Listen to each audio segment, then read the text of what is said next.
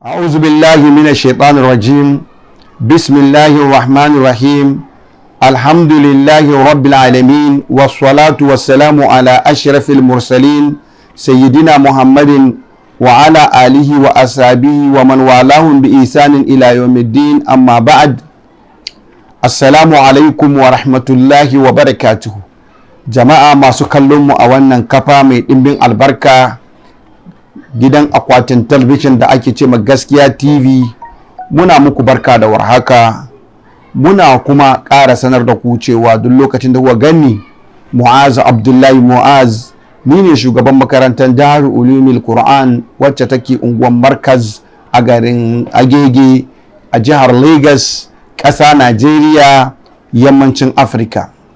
Duk lokacin da na shigo wannan fage na wannan akwatin gidan talabijin mai suna gaskiya tv to na zo ne domin mu yi magana akan ka'idodin sufanci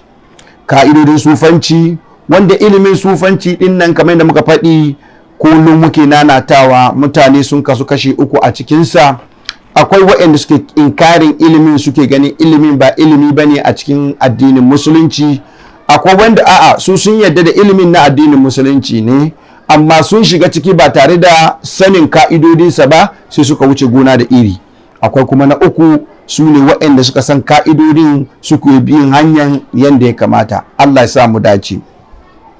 Yasa duk lokacin da na zo nan nikan zo ne domin in ta lissafa ka'idodi da yadda sharuɗa da ilimin abin da yake koyarwa bisa ga doron Kur'ani da hadisin manzon Allah da zantutukan sahabbai da ɗabi'un tabi'ai da kuma almajiran tabi'ai waɗanda ake ce ma atba'ut tabi'un. Haka kuma duk lokacin da na zo nikan tunasar da mutane inda ake samun wannan kafa ta gaskiya tv ana samun ta ne daidai inda ake samun peace tv da kuma sunna tv, wato daidai wurin za a ga inda za a ga gaskiya tv to a wannan wurin za a rinka kama mu duk ranar alhamis karfe 4 agogon GMT da Ghana, karfe 5 agogon Najeriya da Nijar. Littafin da muke karantawa na ka'idan sufaye littafin nan ne mai suna Qawaidut Tasawuf na babban kafatarin malamin nan Sheikh Ahmad Zarruq. Mun kai ka'ida ta 16 wanda wancan sati mun tsaya a ka'ida ta 15. Ita kuwa ka'idan sufanci ta 16 cewa ta yi wahdatul istihqaq mustafadun min shahidil hal. Wahdatul istihqaq waton dacewan tabbatar da abu mustafadun yana ana samun amfaninsa ne min shahidil hal daga shaidan hali. Idan mutum ya ce shi sufi ne ko ya ce shi fakihi ne ko ya ce shi muhaddis ne kai ko ya ce shi likita ne ba kawai faɗansa ke tabbatar da abin da yake yi ba sai ne halin da aka gan shi a ciki. Idan mutum ya ce shi sufi ne to halin shi na cikin aikin bin Allah ya kamar yadda muka faɗi tun farko cewa sufanci shine yin duk wani abu tsakani da Allah. Abin nan ya danganci ibada ne ko ya danganci halaye ne na gudun duniya ko ya danganci ɗabi'u ne na zamantakewa. In dai yana yin waɗannan abubuwa tsakanin shi da Allah to wannan shi ake ce sufi. To a lokacin da muka yi wannan bayani shine muke magana akan nan yake ce muna wannan ka'idan tabbacin cewa mutum sufi ne ba kawai faɗansa ba ne, a'a shaidan halin da yake ciki ayyukansa da halin da ake gani shi da irin maganganunsa da shi ne ake tabbatar da cewa wane sufi ne. Kamar yanda likita yanda zai iya yana binciken mutane ko yana feɗe mutane ko ana samun natija ko yana ba su magani ana samun lafiya da wannan ne za a tabbatar da likita ne. Kamar yanda fakihi yanda ibadansa yake da yanda yake koyar da wato sallah da yanda yake koyar da yanda ake ruku'i da ake sujada da ya dace da yanda manzon Allah sallallahu alaihi wa sallama yake yi, domin manzon Allah ya riga ce mana sallu kama ra'aytumuni usalli. To yanda yake koya mutane yanda annabi ke sallah da yanda shi ma ake gani yana sallah din irin koyi da yanda manzon Allah ke yi, to wannan ke nuna halinsa yana tabbatar da iliminsa. To haka nan yake cikin sufanci. Yasa idan mutum ya ce shi sufi ne sai aka ga ya saba ma wata ka'ida daga cikin ka'idodin sufanci bai yiwa a danganta masa da waton ahaliya ta sufanci. wa kad yastabihu al-amr, malam yace hakika abin yana iya yin kama da juna, yana iya yin kama da juna, a ga mutum kaman waton sufin ne, amma in ba wanda ya san ka'idan ba zai tabbatar da wani sufi bane ko ba sufi bane. fa yakunu tamassuku bil hazr aula li arid al hal, a lokacin da sai zama at tamassuku bil hazr wato rikewa da wato gargadi, abinda za a yi ma mutum ya gargadi ya kiyaye kanshi, sai zama shi yafi cancanta da wanda yake bijiro da halin abin da yake ciki, yana nuna shi halin sufanci ne amma kuma ba daidai yake yi ba, ko kuma daidai yake yi amma bai yi shi inda ya kamata ya yi ba waɗanda za su fahimce shi ba, to wannan ya bari ya fi masa. wa kad yatajazabu al-amr man yastahiqu wa man la, kuma hakanan lamari na yin abu tsakani da Allah da fahimtar Allah yana iya ɗaukan mutum ya ja mutum matun janyowa wanda shi ba da son shi ba abin ya ja, domin abu yana iya zuwa ma mutum kamar yadda fushi ke zuwa ma mutum ko kuma murna ke zuwa ma mutum ta bangaren halaye. mutum aka yi wani abin da bai da kyau, zaga idan mutum ya san mutum ya zama bai son abin sai ga ran shi ya ɓaci, to kaga ba da son shi ran shi ke ɓaci ba, rai na ɓaci ne yayin da mutum ya ga wani abu ya rinjaye abin da bai so, ya rinjaye zuciyarsa ta hanyar abin da bai so, shi ke sa a fushi. kamar yadda ba kawai mutum yana zaune zai ce zai ji daɗi ba, sai an yi wani abu na jin daɗi sai ya rinjaye zuciyarsa, shi zai kawo ya ji daɗi. to haka nan kuma mutum yana iya ba da son shi ba, kaga an yi wani abu cikin Allah sai abin ya ɗauke shi, sai ga ba da son shi ba kawai sai ga ya fidda wasu kalmomi wanda kila kalman ya dace ko kalman bai dace ba, amma wanda ya fi dacewan shi aka fi amfani da shi. in kalman da ya fito da shi bai dace ba, in an ce masa ya ka faɗi kaza sai ce wai a'a wallahi ba da sani na bane na faɗi, to ana ɗaga mai kafa, don da halin ɗan adam na da halin da Allah ke jan shi da jazabi, wanda Bahaushe yakan kira wannan jazabi da santi. mutum ne ya ci abinci wani lokaci ba da son shi ba, sai ga ya shiga waɗansu sumbatu yana wasu maganganu a cikin abin don jin daɗin abincin da ya yi. to haka nan mutum yana iya jin daɗi cikin lamarin Allah. yanzu za ka ga malami ne yake wa'azi, yayin da malamin nan yake wa'azi yana cikin wa'azi za ka ga mutum mai sauraren shi in ya ji daɗin wani abu bai san lokacin da zai kabbara ba, zai ce Allahu akbar saboda jin daɗin abin. me ya kawo ce ba da gangan ne yayi ba, inda gangan ne ba jazabi bane. in mutum da gangan ne yake Allahu akbar, kauna aka samu wani malami na wa'azi wani na kabbara yana Allahu akbar, amma ba wai don ya ji ma ko ya fahimci abinda malamin ke nufi ba da wa'annan muke ba. muna magana ne ga wanda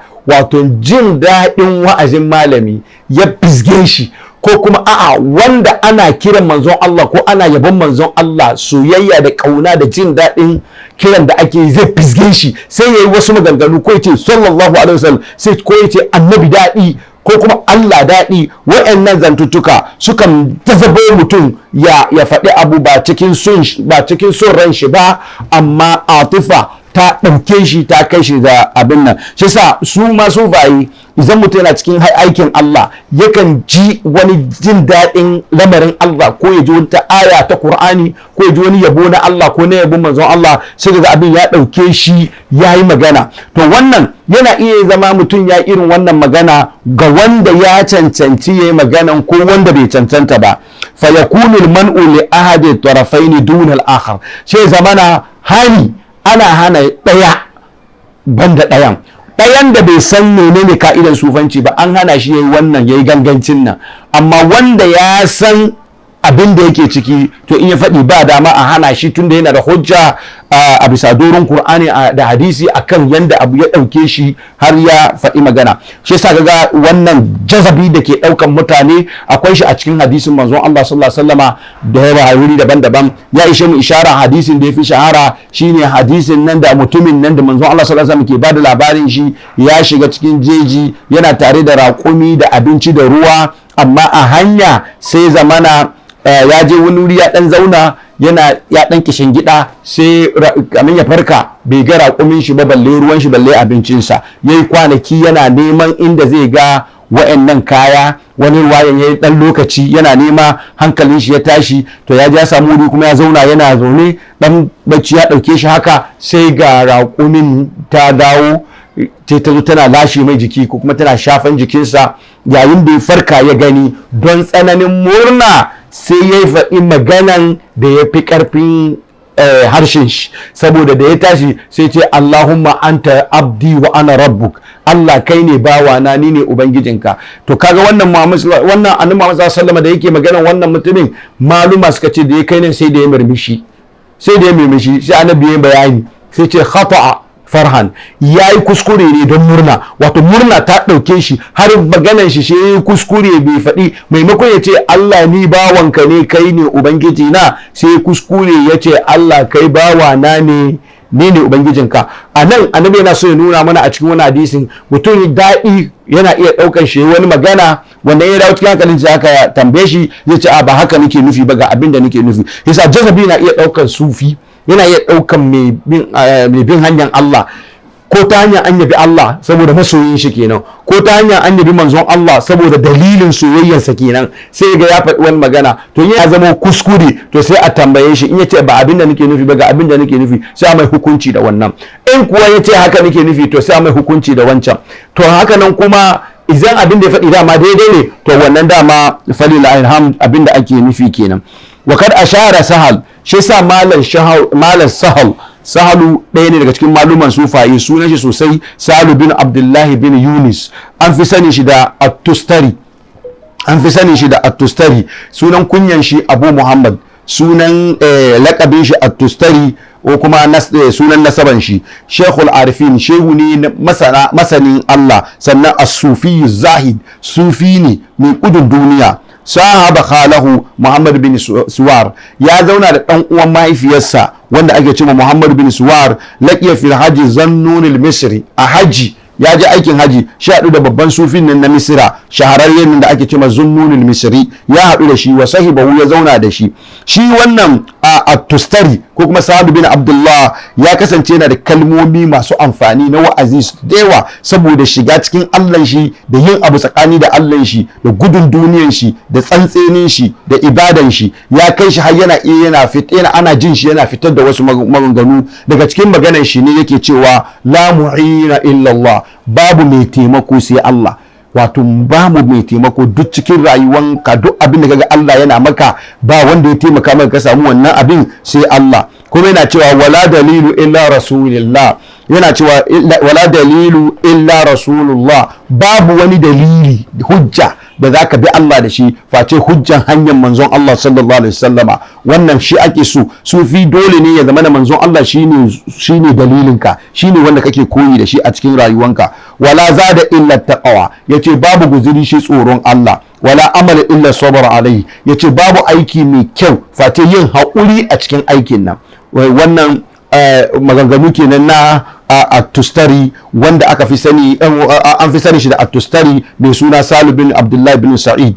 Ya bar duniya shekara 283 bayan hijiran manzon Allah, wato karni na uku ya bar duniya. Wannan na labarin shi yana cikin Alamun Nubala a cikin juz'i na 13 shafi na 330 za a ga labarin At-Tustari. To At-Tustari shine yake cewa li hadha al-asl bi qawli, yana faɗin maganar da muka yi innan cewa mutum yana iya ya zamana wato wahdatul istiqaq mustafadun min shahid al-hal, wato halin da mutum yake ciki akan tabbatar da yana cikin gaskiya ne, ya tabbatar ta hanyar wato halinsa. Akan wannan yake cewa maganganu da mutane sufaye ke yi, idan suka yi magana sai zamana maganan nan ya fi ƙarfin hankali, to a rinka kula da zamanin da suke magana, da lokacin da suke magana, da halin da suke magana a ciki. Shi sa hamma yayi kwabo yace idza kana ba'da mi'atain, yace bayan shekara 200, wato a zamanin sa yace bayan shekara 200, faman kana indahu shay'un min kalamuna falyudfilhu,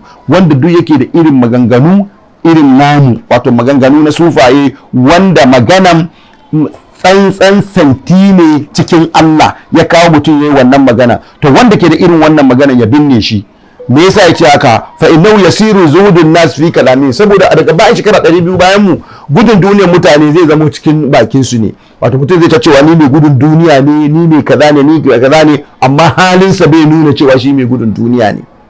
halinsa yana nufin su zamanin su karni na uku kenan, wato bayan shekara biyu, wato bayan karni na biyar za a shigo cikin wannan hali. Mutane za su zo suna cewa mu masu gudun duniya ne, amma ba su gudun duniya domin suna cin haramun, suna cutan mutane. Wa ma'abuduhum butunihim, sai kai wannan lokacin wato bayan shekara 200 za su mai da cewa abin bautansu shine cikinsu, ma'ana abin bautansu shine cikinsu kawai, ba su yin abu don Allah sai don kuɗi, ba su yin abu don su samu Allah, sai dai su yi abu don a ba su kuɗi ko don abin nan. To zamanin su kenan, wannan magana da yayi yana nufin bayan shekara 200 bayan shi, wato kusan shekara 500 kenan bayan hijira. Yau muna shekara 1400, mu ne za a ce muna. Yasa yanzu zaka ga cewa a zamanin nan samun mutane da suka san sufanci suke aiki da shi ba su da yawa. Shi yasa ya zama dole a wannan lokaci a fito da ma'anan wannan ilimi, domin waɗanda ke son su yi da ba su sani ba suke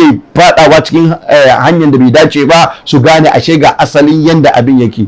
Waɗanda kuma ke inkari su san cewa ashe abin da suke tsammani ba haka bane. Jama'a za mu je hutu, a ba mu 'yan mintoci mu je kasuwa mu dawo, sai kun ji mu. Wassalam. A kamfanin tauraron dan adam na RCS muna alfahari da kanmu domin muna samar da mafi kyawun tauraron dan adam a nahiyar Afirka, mai inganci ga masu kallo cikin farashi mai rahusa.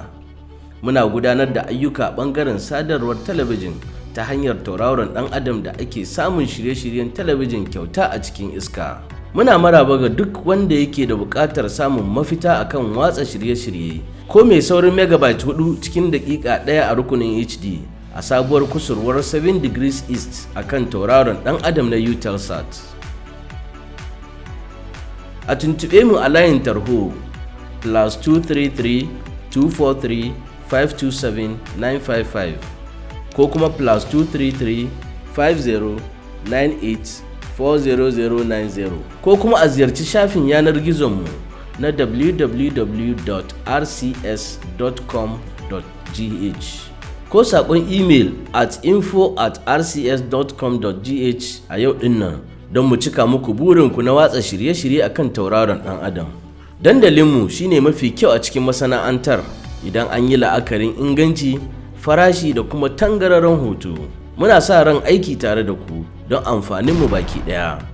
RCS, mafi inganci a cikin masana'antar watsa shirye-shiryen tauraron ɗan adam. A'udhu billahi minash shaitanir rajim. Bismillahir rahmanir rahim. Wassalatu wassalamu ala ashrafil mursalin. Jama'a barkanmu da dawowa. Bayan sallama za mu ci gaba da inda muka tsaya akan maganan Tustari, shine Sahalu bin Abdullahi bin Yunus at-Tustari. Ya ci gaba da yin magana, ya ce wa addada ashiya'a taqdi bi fasadil amr. Ya kirga wasu abubuwa wanda suna iya ɓannata hanyar sufanci daga baya. Wato akwai ayyuka da mutane ke yi wanda mutane za su zo su yi wanda zai ɓata su gurɓata wannan ilimi, su ta da'awan wannan ilimi alhalin ba su da wannan ilimi, hatta ya haruma basu li hamlihi, har zai zo ya kai wato bakin cikin haka zai haramta ga mai ɗaukan ilimi, wato bakin cikin cewa an ɓata ai hanya, har zai zo ya kai wanda ke son ya shiga ilimin ma zai haramta ma kanshi wannan abin, ala gairi ma da lahu, saboda ana yin abin ba ta hanyar da aka nufe shi ba. Wa yakunu mu'allimuhu ka ba'i sayf, sai lokacin sai zamana mai mas ilimin da zai ba mutane zai zama kamar mai sayar da takobi ne min qati'it tariq ga wato dan fashi, ka sai ma dan fashi takobi ai ka taimaka masa. To shi sa idan lokacin ya kai zaga mutane waɗanda ba su san ilimin ba sai su zo suna shiga cikin wani hali, suna koya ma mutane wani abubuwa da ba su dace ba, sai ya kamanta irin waɗannan da ke koya ma mutane irin wannan abubuwa da ba su dace ba za su zamo kamar mutum ne ya ɗauki takobi yake sayarwa waɗanda suke yan fashi. Allah ya kiyaye. Wa hadha halul kasir minan nas fil waqt, yace wannan sufanci amma ba sufayin bane. Ittakazu ilmin raqa'iq wal haqa'iq salaman li umur, sun ɗauki ilimin rubuce-rubuce da ilimin wato zahire-zahire da kuma ilimin son zuciya suka mai da shi ya zama tsani na wannan lamari, su kira shi sufanci. li istiwa'i qulubil amma, suna yin haka ne wai domin su yanda amawa wanda ba su san ma ilimin ba ana yi saboda son zuciyarsu, sai a yi musu wani abu, a musu maganan da za su yi ta kabbara, za su yi ta kowa suna ganin cewa ana kan daidai, ana musu daidai domin su ji daɗi, alhalin ba gaskiya ake faɗi musu ba, sannan shi mai yin ma bibi hanyar ba.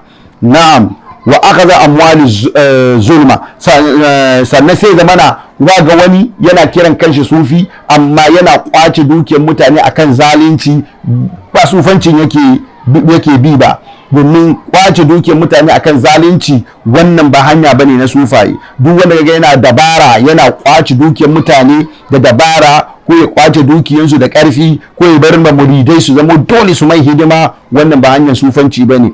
Shi sufanci bai ce bai karban kuɗin almajirai ba, amma ya zamana da son ransu, bi ɗibi nafsihim, su da kansu ne suka ga dama suka ce ma gashi mun baka. Annabi Muhammad sallallahu alaihi wasallam kamar yadda muka faɗi, sufanci koyi ne da Annabi Muhammad sallallahu alaihi wasallam. Annabi bai tilasta masa sahabban shi ce ku kamin abu dole, sai dai na ba su in ma za a yi wani aikin jihadi ne zai ce wai wanda ke da shi ya kawo.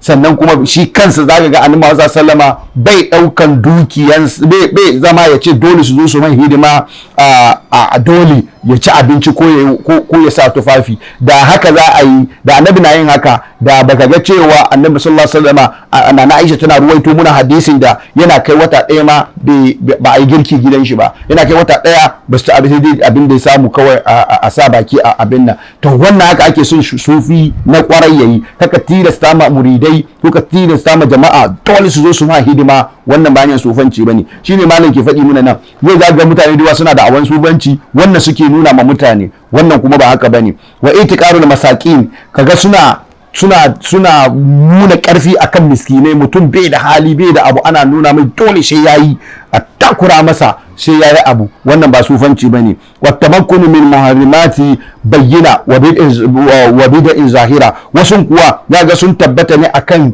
wato haramu, suna aikin haramu a bayyane, kamar waɗanda za su wuce gona da iri su ce ba komai a yi zina, ko waɗanda ba su ce ba laifi a shagiya, da irin waɗannan abubuwa. Ko kuma kaga an zauna a majalisi, ana nufin majalicin sufaye ne, amma a ta yi da mutane, ana zagin mutane ko ana firan duniya, ko kaga sun bayyana da wasu abubuwa na bid'a a zahiri wanda an san bid'a ce, su je suna yi, suna tabbatar da shi, wannan duka suna kiran shi akan cewa sufanci ne, wannan duk ba sufanci bane. Hatta inna ba'dahum kharaja min al-milla, haka ga wani ma ya wuce, ya ma fita cikin musulunci bai sani ba, ya fita cikin musulunci saboda zantutukansa, har yayi maganganu fita cikin musulunci shi bai sani ba. Wa qabila minhu juhal zalika, zai ga jahilai kuma suna karba, ana maganar da fita cikin musulunci ne, amma ga jahilai sun karba, suna cewa suna hagwai, suna kabbara, suna cewa wannan kaza. To mun shiga cikin wannan zamanin da mutane ke yin haka, da yidda'i irsi wal ikhtisas fil fan, kaga kuma ana ikirarin cewa wato wannan lamarin gado ne. Shi lamarin sufanci ba gado bane. Shi sufanci kamar yadda muka faɗi, in dai mutum bai bi ka'idan ba sufi bane, ko da baban mutum sufi ne, baban mutum wani babban shehu ne, baban mutum bawan Allah ne, baban mutum waliyi ne, sai shi bai yi aikin wilayan ba, to wannan ba bai nuna shi sufi bane. Bai nuna shi sufi bane. Na'am, nas'alullah salamatu bimannihi, muna neman Allah a cikin albarkansa da ikonsa ya kayi mu kai fasa mu fada cikin wannan, sannan waɗanda ke ciki kuma Allah ya fidda su, ya nuna musu gaskiya ce su gane su bi. A nan ne muka kai ka'ida ta 16 da ƙarshe, za mu shiga ka'ida ta 17. Ka'ida ta 17 cewa ta yi fi kulli ilimin ma ya husu wa ya'um, a cikin kowane ilimi akwai abin da yake keɓantacce a ciki, akwai abin da ya game kowa da kowa. Kowane ilimi yana da inda zai yi magana ma mazowa ilimi, yana da inda zai maganansa ma kowa da kowa. Kowane ilimi na da haka. Malaman fikihu suna da maganan da in suna yi sai wanda ya san fikihu kaɗai suke mai wannan magana, amma in za su yi magana da amawa akwai yadda za su yi masa. Haka malaman hadisi in za su yi magana tsakaninsu da malaman hadisi yan uwansu akwai technical language nasu, sa'annan in za su yi magana da amawa akwai yadda za su yi musu. Haka kowane fanni, hatta likitoci suna da technical language, engineers suna da nasu technical language din. Sai sa suka ga wanda wanda yake cikin fannin su to suna mai amfani da nasu technical language din sai su yi ta magana, amma za su yi magana da wa'inda ba wannan ba sai su yi mai magana da irin yanda zai fahimta. Shi sa haka sufaye suna da nasu technical language. Shi sa kamata mutumin da ke ciki ko yake inkari ya san cewa sufaye na da technical language. To kai da kake sufi, in ka san technical language to ka yi amfani da technical language din ku sai ga wanda ya san abin, amma wanda bai san technical language na sufanci ba kamar magana irin yanda zai fahimta. Falaisa tasawuf bi aula min gairi, domin sufanci ba shi ma bai fita a cikin wa'annan ba, wannan ka'idan ba. Sufanci bai fita cikin ka'idan cewa ana amfani da technical language ga waɗanda suka san technical language, sa'annan wanda ba san technical language ilimin da ake magana a kai ba ana musu magana irin na general one wa khususihi. Haka nan kuma su san yanda za su yi magana ga wato wanda suka keɓantattun su, wanda suka keɓantattun su ne suka fahimci technical language su. Bal yalzumu bi zalika akamul lahi muta'alliqati bil mu'amalat. Irin haka ya lizimci hukunce-hukuncen Allah wanda ya rataya ga sanin duk wani abu na wato da yake hanyar Allah, min kulli umumi, ga kowane wato abin da ya gani, wato bi ma'ana duk wani ilimi da za a dangan da yake kowane ilimi yana da nashi technical language da za a yi ma mutane, sa'annan yana da kuma maganan da za a yi mu'amawa. Haka nan ilimin sanin Allah da ilimin fikihu su ma suna da technical language su, suna da kuma yadda za su yi mutane magana ama. Wa ma wara a zalika ala hasbi qabiluhu la ala qadri qa'ilihi. Duk abin da yake bayan haka ana faɗi ne ala hasbi qabiluhu ga wanda aka fuskanta. Duk wanda aka fuskanta za a duba wannan yana cikin yana cikin ilimin mu to bu mai magana da lafizan mu, in kuwa ba cikin ilimin mu mai magana da lafizan waɗanda zai gane. Ba ana kuma kula da mai faɗi bane, saboda hadisin manzon Allah sallallahu alaihi wasallam ya magana yace haddisun nasa bima ya'rifun. In za ku yi ma mutane magana ku yi musu magana da abin da suka sani. Aturiduna an yukazzibu Allah wa rasulahu, shin kuna son su karyata Allah da manzonsa ne? Wannan hadisin Imam Bukhari ya ruwaito, shine hadisi na 127 an Ali, amma wannan hadisin sanadin shi yana zuwa ga Sayyidina Ali amma mawquf. Wa rafa'ahu Dailami, duk da Dailami ya daga hadisin zuwa ga manzon Allah a cikin littafin shi na Firdaus hadisi na 2656. Haka kuma ya zo a cikin muqaddama na Sahihu Muslim wanda an ruwaito ne daga Abdullah bin Abbas, amma ga lafazinsa shi ma anta bi muhaddasi qauman hadisan la tablughu uqulihim illa kana li ba'din fitna. Ba kasance kana yi mutane magana wanda hankalinsu bai kai ba face ya zama fitina ga sashin su. Mana mutum za ka yi magana, ka yi ma mutane magana da abin da suka sani. In ka ce za ka yi musu magana da abin da ba su sani ba za ka rikita su. To wannan hadisin mun ga sanadinsa, mun ga kuma yanda yake. Daga cikin manya-manyan sufaye muna da Imamu Junaid. Imamu Junaid ya yi magana rahimahullah, mun faɗi tarjaman shi kaɗan a wani lokaci. Ya ce yas'aluka rajulani an mas'alatin. An zo an ce masa ne ya kai Imamu Junaid, mutum biyu za su zo suna ma tambaya. Yas'aluka rajulani an mas'alatil wahida. Mutum biyu ne za su zo suna ma tambaya akan mas'ala guda daya. Fatujibu hadha bi khilafi ma tujibu hadha. Sai ka ba wannan ansan da baka ba wancan ba. Bi ma'ana mutum biyu sun zo sun maka tambaya, ma wannan ansan da ka bashi daban, wancan kuma ansan da ka bashi daban. Da aka tambayi Imamu Junaid me yace? Qala aljawabu ala qadri sa'il. Sai ce jawabi ana yi mutane jawabi ne gwargwadon wanda ya yi tambaya. Idan wanda ya tambayan yana cikin ilimin ya sani to akwai yadda za a mai bayani. Idan wanda ya tambayan ba shi cikin ilimin bai san yadda abin yake ba, akwai yadda za a mai bayani. Wancan ana mai ne da technical language din sufaye, wancan kuma ana mai ne da maganan amawa. Haka yake. Sai ce qala rasulullah sallallahu alaihi wasallam umirna an nuqatiba an-nas. Shi kawo wannan hadisin shi kuma yace manzon Allah sallallahu alaihi wasallam ya ce an hore mu ne da mu yi ma mutane magana ala qadri uqulihim, akan yanda hankalinsu yake. Wannan hadisin Dailami ya ruwaito, shine hadisi na 1611.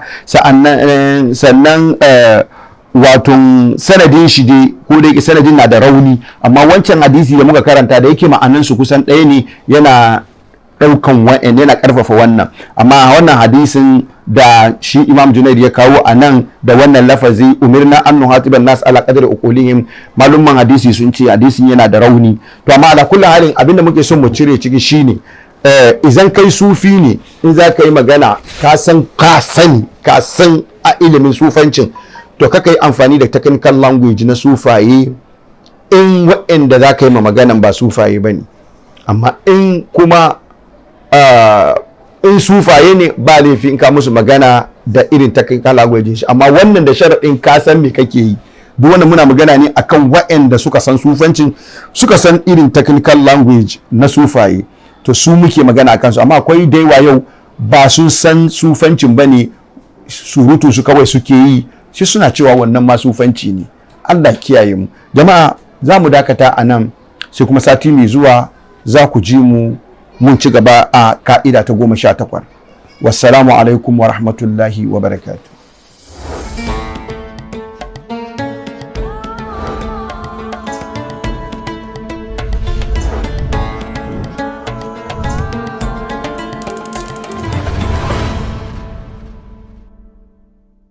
Gaskiya TV, samar da inganci.